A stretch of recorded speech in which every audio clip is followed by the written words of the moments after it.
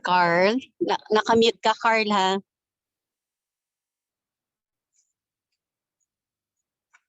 Internship ko.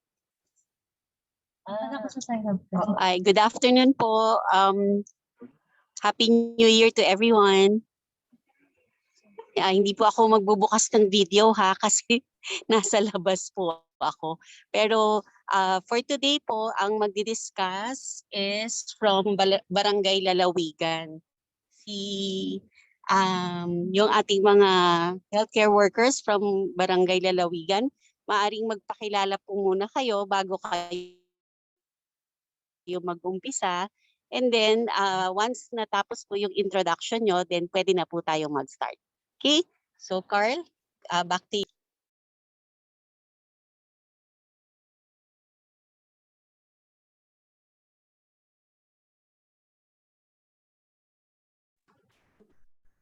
Okay.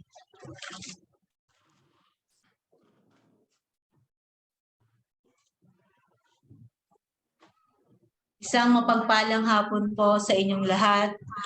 Ako po si Ellen Vidal, BHW po ng Lalawigan. Kasama ko po si Ate Marian, si Ate Erlinda at si Maria Teresa na siya pong magbubulat sa inyo tungkol sa scabies.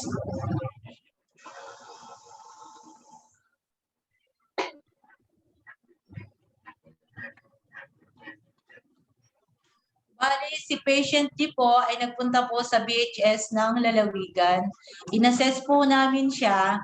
Siya po ay isang babae, 37 years old, nakatira sa Iskina, Lalawigan, Bataan. Personal and social history niya po, smoker po siya, 6 to 10 stick per day. Kinuhanan din po namin siya ng vital signs. Ang kanya pong BP 110/80, HR 70, RR 20, temperature 36.1. Bali, ang weight niya po 60, height 156 cm. Ang chief complaint niya po, skin rashes, itchiness of skin in the abdomen and back hips. Bali, ito po yung actual photo niya. May mga rashes po siya sa ilalim ng kanyang tiyan at saka sa parteng likuran. Ang diagnosis po is scabies. Bali, pumunta po kami sa UpToDate. Ang una po namin ginawa, i-type po ang word na scabies. Ito po yung, tapos po, punta po kayo sa patient tab. Input po namin ang patient education scabies, the basics, at ito po yung outline na lumabas. What is scabies? How did I get scabies? Are there symptoms besides itching? Should I see a doctor or nurse? How is scabies treated? What I can do to stop the itching? When can my child go back to school? Some people get a severe kind of scabies. More on this topic. Gumamit po kami ng Google Translate para maisalin sa Tagalog ang UpToDate na nasa wikang English upang maintindihan po namin ito ng maayos. Ano nga po ba ang scabies?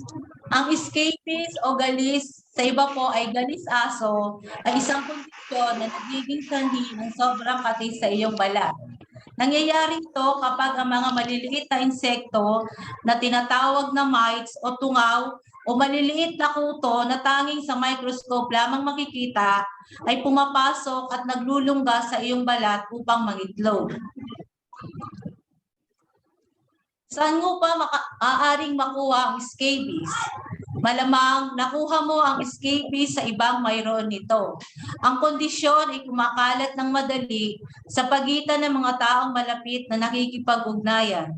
Ito ay maaaring mangyari sa pamamagitan ng sexual na aktibidad o sa pagitan lamang ng mga taong magkasama. Hindi ito karaniwang kumakalat sa pamamagitan ng mabilis na pakikipag-ugnayan sa ibang tao tulad ng isang yakap o handshake.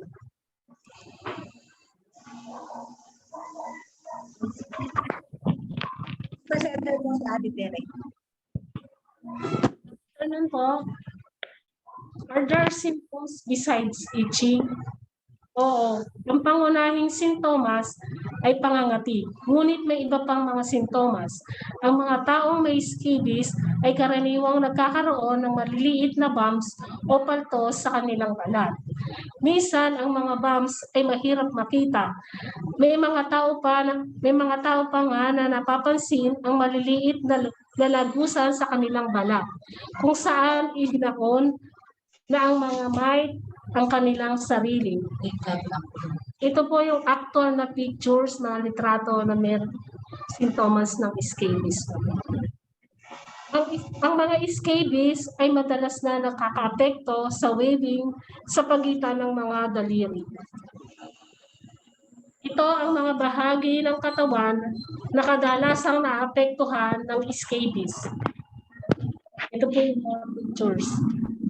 Ang mga daliri at waving sa pagitan ng mga daliri. Ang balat ay nakaapekto sa pagitan ng mga pulso, siko at tuhod. Ang kilikili, ang lugar sa pagitan ng nipples, ang baywang, ang ari ng lalaki at extroctum. Ang mas mababang puwit at itaas na hita, ang mga gilid sa ibaba at ng mga paa.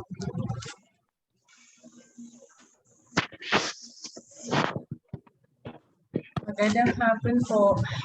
Should I see a doctor or nurse?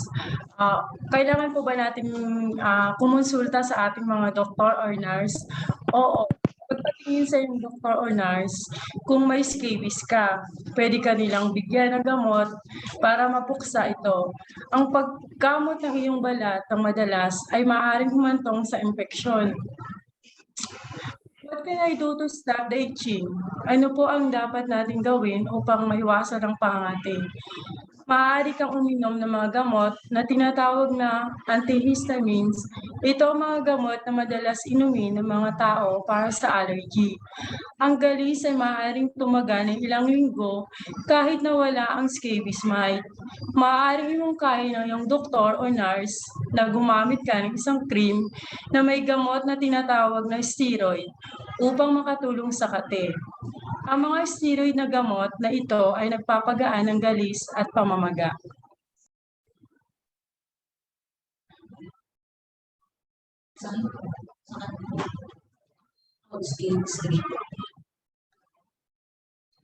How scabies treated? Paano po natin magagamot ang scabies?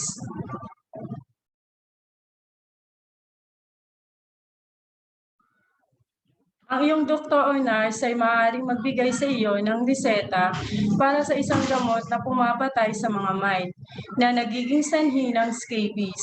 Maaaring ito ay gamot na ilalagay mo sa balat o isang pill. Kailangan mong gamitin ang gamot ng eksakto sa paraan na sinasabi sa iyo ng doktor o nurse. Kung hindi, baka hindi ito gumana. Mayroon ilang iba't ibang mga gamot na maaaring patayin ng mga mite na nagiging sanhi ng scabies. Ang permethrin cream, brand names, Elimite Acticin, at ivermectin pills. Brand name, Stromictol, ay dalawang gamot na madalas gamitin. Kung ikaw ay ginagamot para sa scabies, maaari ring naisin ng doktor o nurse na gamutin din ang mga kasama mo sa bahay, baka dala-dala na rin nila ang mite na nagdudulot ng scabies kahit wala silang sintomas.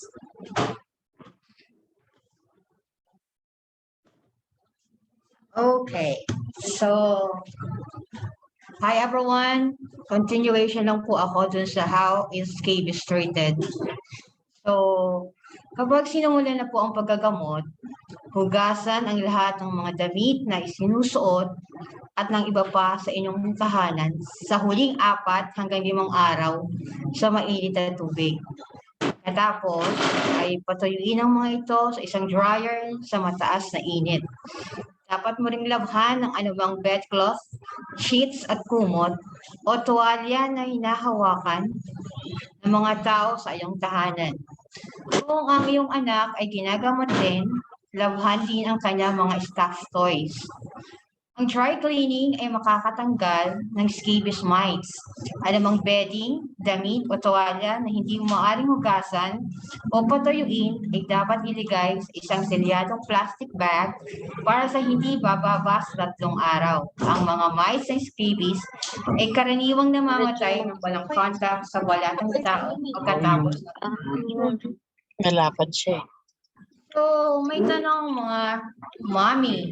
Parang hindi rin siya marunong tumabay. My child go back to school. Yung kailangan shoot na shoot yung part niya Yung dun sa anak ay maaari bumalik sa paaralan pagkatapos ng isang lagi araw. namin pinag-uusapan ni ate na iba yung sikip ko. Pero may mother instinct tayo na kapag ang anak natin ay hindi pa ready to go back to school, then irritable pa siya, or feeling natin ay makakapanghawa pa tayo, siguro Ginawa ng Take- U-turns na. stay sa house muna po. Escape tayo. Ay mga older adults at mga taong may HIV o AIDS, cancer, or iba pang mga kondisyon ay maaaring makakuha ng isang malubhang uri ng scabies na tinatawag na crusted scabies or Norwegian scabies. Ang mga crusted scabies ay nagdudulot ng malalaki at crusty patches o bumps na nabubuo sa balat. Mas madali itong kumalat kaysa sa mga regular na scabies. Ang mga tao may crusted scabies ay madalas na nagkakaroon nito sa kanilang ulo, kamay at paa. Karaniwan ay kailangan nilang uminom ng pills para mawala ang mga scabies. So, meron po tayong treatment for patient D na galing po sa RHU. Ang mga medication po natin, the formulary meds ay calamine plain, 120 ml bottle on affected areas, and cetirizine 10 mg tablet once a day. At meron din po tayong non-pharmacologic advice, use mild baby soap. Pwede po tayong gumamit ng Cetaphil, Aveeno, or something like oil para po mabawasan yung itchiness natin and dryness of the skin. So for the further updates of the patient T, ina-discuss po ni Ma'am Ellen. Thank you. Bali sa ngayon po, tuloy-tuloy po yung treatment ni patient G na nireseta po ng RHU. And then follow-up check-up niya po next week. Yun lamang po at maraming salamat. Thank you po.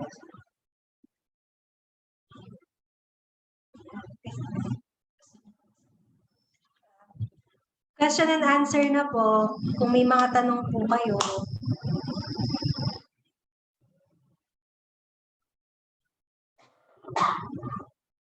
Hindi ko makita. Tanong sa chat.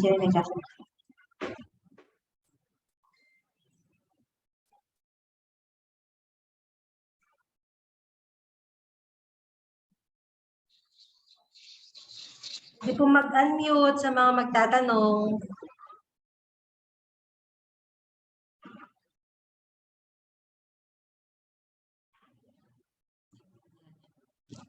Galing mo.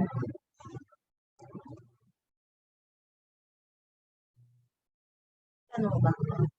Wala pa. Yan.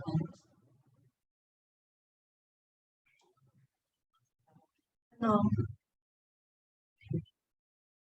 Hello po. Hello po. Hello po, Hello, ako po, good may afternoon. tanong po ako. Ay, may tanong sa Ate Emmy. Yes po.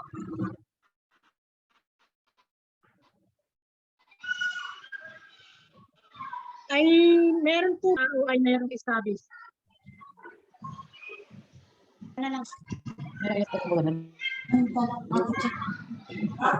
Meron po bang bawal na pagkain sa isang taong merong scabies? Dito na lang kayo sa mga.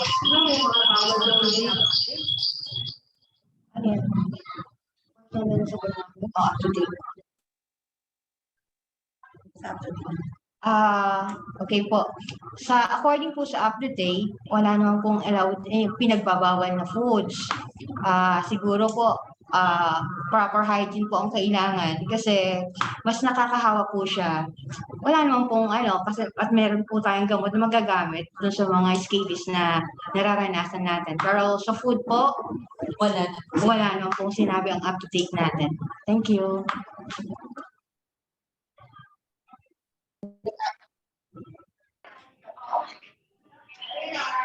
Thank you, Ate Amy, sa question.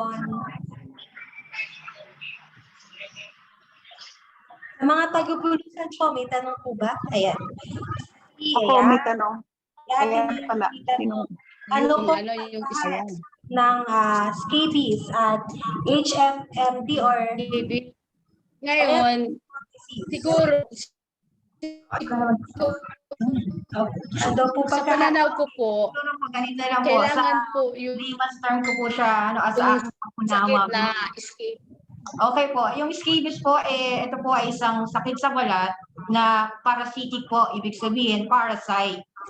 Yung atin naman pong foot and mouth diseases, ito po ay isang virus nagaling naman po sa enterovirus 71. 71. Parang magkaiba po sila, parasite and virus po yun na tinatawag po nating enterovirus 71 po. Yun lang po yung pagkakaintindi po natin dun sa At ko lang din po na yung pong foot and mouth disease, karaniwan po sa bata po sila dumadap.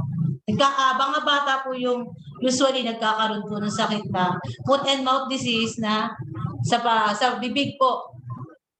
Sa bibig po tsaka sa mga daliri, sa mga kamay po nagkakaroon. Thank you. Thank you po. Thank you po. Thank you din, Ate Nena.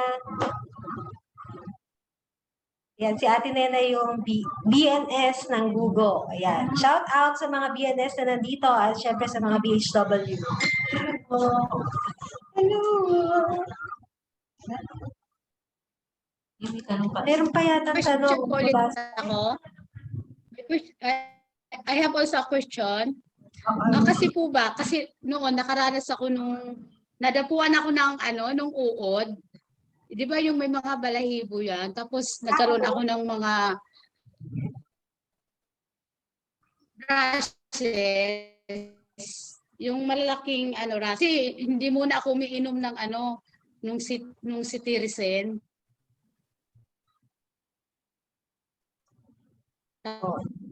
Tapos nagtanong po ang tanong ko. Ko po sa karamihan nung advisable po ba na yung mga suka, yun ang ipang sa mga Makati. Advisable po ba yung mga suka? Suka daw. Parang medyo out of topic siya. Pero Banal, out of topic. siguro ma'am, Labahan na lang mabuto. suka daw. O advisable daw yung suka. kasi po magbabase po kami doon sa UTD natin, no ma'am. Siguro po hindi po kami knowledgeable about that sa vinegar na tinatanong nyo. Pero siguro po more research on that at siguro pwede po nating tanong talaga sa mga doctors natin yung mga tinatawag nating natural ways of nagagamitin natin sa mga mga rashes natin po. Pero sa UTD po, doon po tayo babase. Wala po kaming alam na gano'n. Sorry. Thank you po. Iba po yung hindi po siya kapag uod or yung sakate na yun, hindi po siya scabies. So, ano siya ang tawag po? Sagot ako, Sasagot ako, Carlin? Because of the citric acid na nandoon. Carlin? Yes po. Ako. Good afternoon po, Oo. Doc. Good afternoon. At naman, I think tama naman yung mga naging sagot, no? Yung suka kasi kasama na, minsan ammonia nga. Depende yun, minsan yung parang akala natin lahat ng rashes pwede natin gamutin ng isang paraan lang. So, maganda nga nasabi na yung, kumari, hand, foot, mouth disease, virus ang pinanggalingan nun. So, hindi naman kakaiba yung gamutan. Yung scabies, yung galis aso ba ang tawag natin dyan, ang isa ko nga tanong, meron bang ibang binigay na gamot na panggamot talaga maliban doon sa calamine lotion at saka sa cetirizine? Nabigyan ba siya ng yung permethrin na tinatawag o yung Quell? Ivermectin Yun kasi ang usual na ginagawa. babae. Sabi siya, Hindi na po yung Nabigyan ba yung Wala. balikan ko yung calamine lang po, tsaka si Tiricin lang po. Ang binigay. Oo, siguro, ang pwede natin idagdag doon kung hindi siya gumaling dyan, mga binigay sa kanya, yung tinatawag naming Quell lotion. Pero isang bigayan lang din naman yun, ano? Kaya lang medyo maraming side effect yun, kaya mag-iingat, kailangan pa rin prescription ng doktor. So, yun ang tinatawag namin panggamot dyan minsan sa scabies, no? So, iyon, mite, no? Parang may maliliit na, yun nga, parasite na na pumapasok. Ang maganda dyan na alamin, nakakahawa talaga. So, kailangan mag-ingat din sa mga gamit, no? Pwedeng mailipat natin. Minsan sa buong bahay nga, magkakaroon kung nagsasalo-salo sila ng mga, nag-share sila ng mga, tuwalya, ganyan. Oo, so importanteng pinapa-boil, pinapakuluan dapat lahat ng mga gamit para hindi mahawaan. Yung tinatanong na parang may uod o baka higad ang tawag natin doon, no? Marami kasi yung parang balahibo. Minsan makakatinin yun at saka nagkakaroon ng rash. Pero makikita mo kung saan dumapo siya o saan nagkaroon sa balat, dun lang sa area na yon. So makikita mo na may kaibahan yon. Yung vinegar, hindi ko alam kung magiging effective siya. Ang isa na nakita namin sa mga ganyan, ewan ko kung meron kayong parang mga masking tape, yung mga madidikit, no, na tape. Ang ginagawa lalo na, ididikit mo para matanggal yung mga parang mga balahibo na dinikit sa balat. Madali raw yun magtanggal. So kung naaabutan kayo ng higad, mas maganda pa yun siguro kaysa sa wag kuskusin kasi babaon.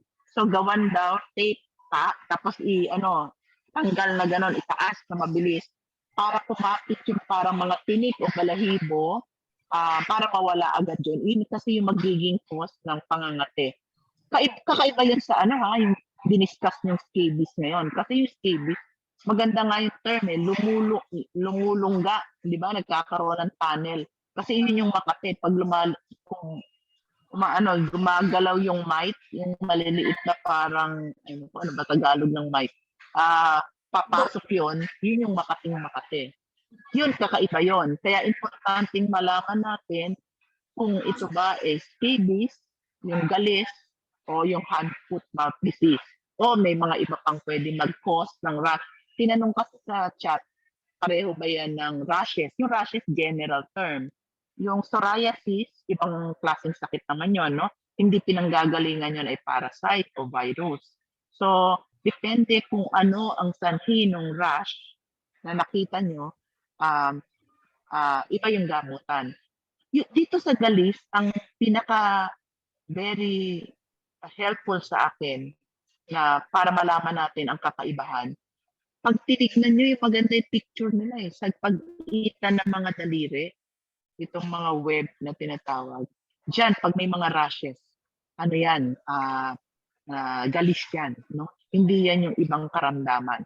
So, titingnan nyo sa kamay, makikita mo yung picture nila dito. Sa pag-itan, makikita mo, yun yung dito, sa gitna na yan.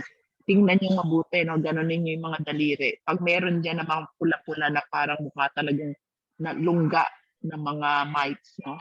Yan scabies. Iba yung kagamutan, no?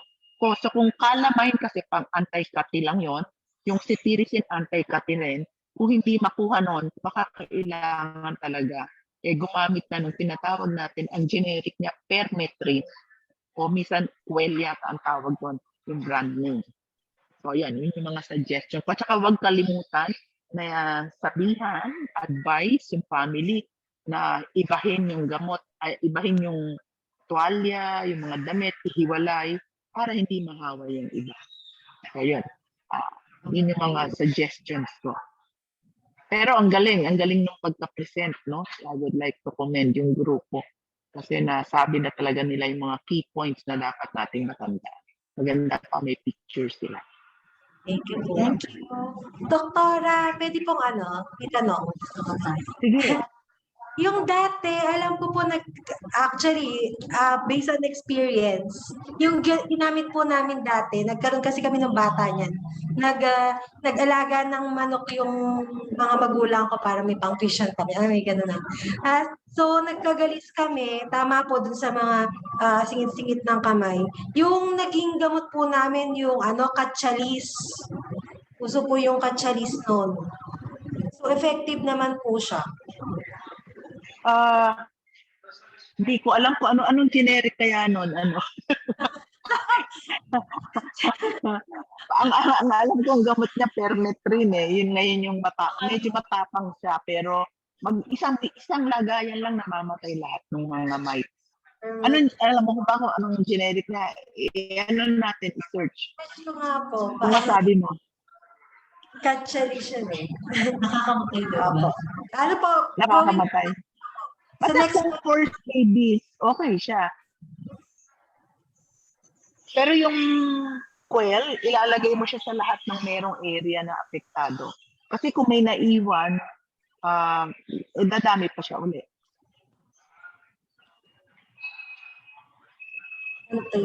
May tanong pa ka? May tanong po kung nakakamatay daw po ba? Yung siguro pag nakakamatay. Hindi naman siguro, pero mamamatay ka sa kate. Napakakate talaga yung mga galis na yan eh. So, kasi sa hirap ng kate, no, ang problema natin dyan, ang kailangan iwasan, pag kumamot kasi ng matindi, kasi makating makate, at madumi yung kamay, pwede ma-infect. Pag na-infect, sa balat lang naman yung infection.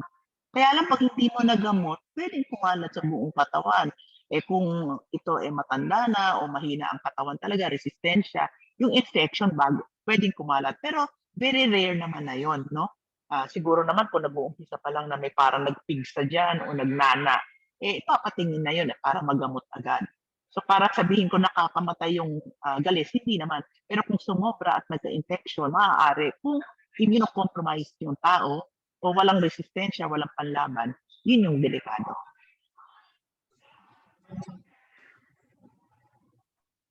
Yun, may iba pa bang tanong? Sa ating mga reporters. May tanong pa po ako, isa. Sige. Kasi po, hello po. Sa mga nabanggit po na mga meds para doon sa scabies, andyan po ba yung cetirizine? Ngayon po, yung scientific tulong ka ng tulong, hindi po masama yun? Or kailan po dapat itik yung pag naresitahan ka ng cetirizine? Yung cetirizine kasi anti-allergy yan. Pero ang isang side effect nun, nakakawala rin siya ng kate. Okay? So hanggat makate, pwede ito bigyan. Tinuturuan namin yung mga healthcare workers. Kaya lang, pag masyado ng matagal, kailangan ng gamutin yung mite, kailangan patayin yun kasi dadami lang yun. Manganganak, magkakaroon ng itlog sa balat mo lalong makate.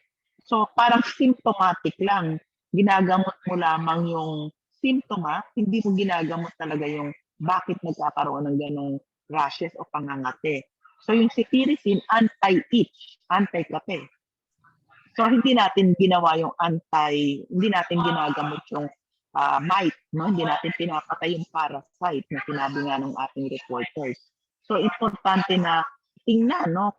Yung calamine naman, pang calmante lang din yun, no? Yung lotion na yun. So hindi ko alam kung may permethrin yung nakasama, pero tingnan natin, ang alam ko, pang lang talaga, calmante yung calamine lotion. Minsan kasi iniiba nila yung yung formulation, no? Kung may makapagsabi sa akin kung ano yung formulation nun, baka masabi natin. Pero kung ito ay pang anti-kate lang, hindi gagaling yung galis aso. Yan.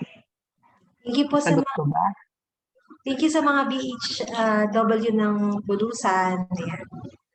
Ayan, nandito rin sila. Opo. Yan. Alam mo, very common ito ha. So, ang role natin very important, no? Sa pag-advise sa kanila. Kasi buong bahay pwedeng maapektuhan kung hindi nila alam na kailangan ihiwalay yung mga beddings, yung towel, yung mga kumot, no?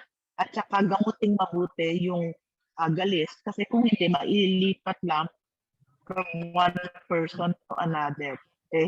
Walang katapusan. At sobrang pati yan. Talaga nakakagigil kamutin. Yan. Anything else? May pa bang katanungan?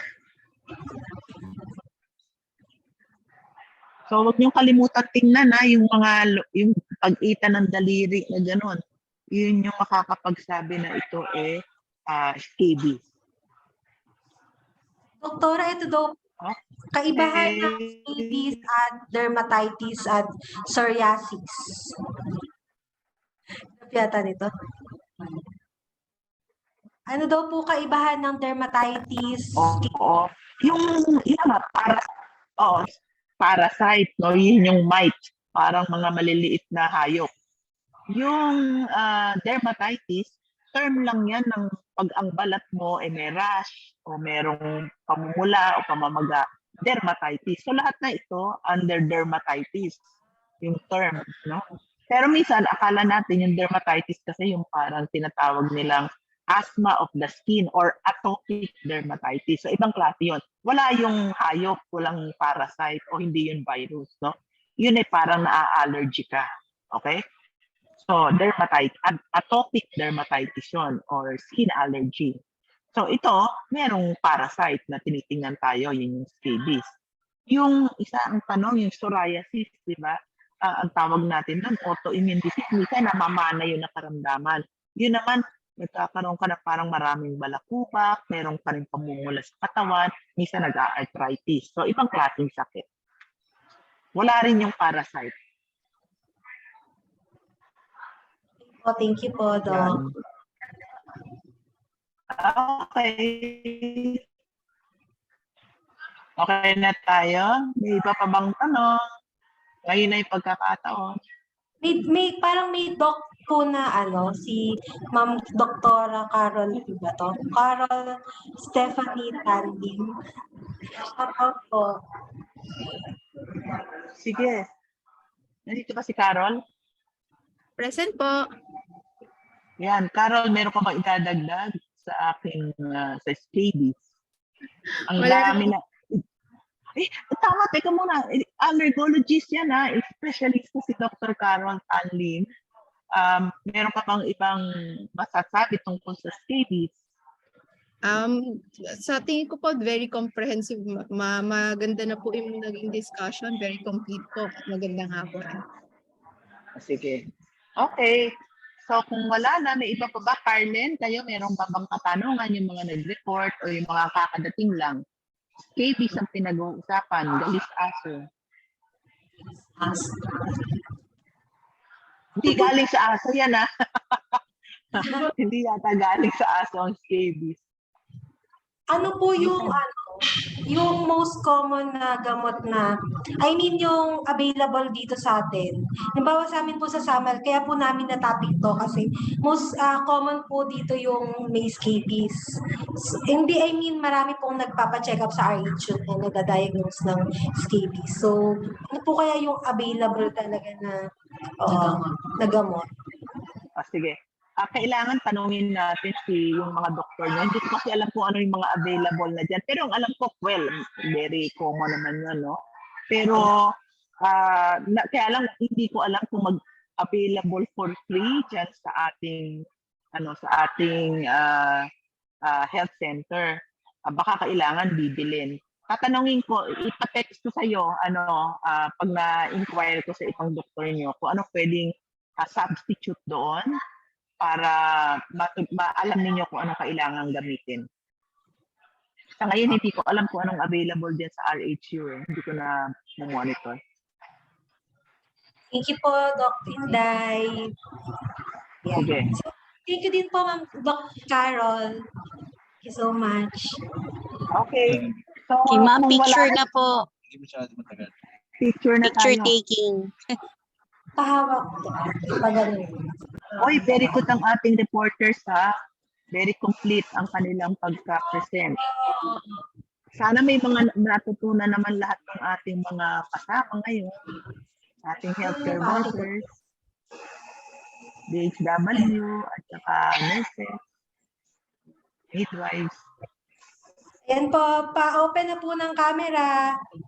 Ang gaganda naman ng ating kasama. Happy New Year's na lahat. Happy New Year po.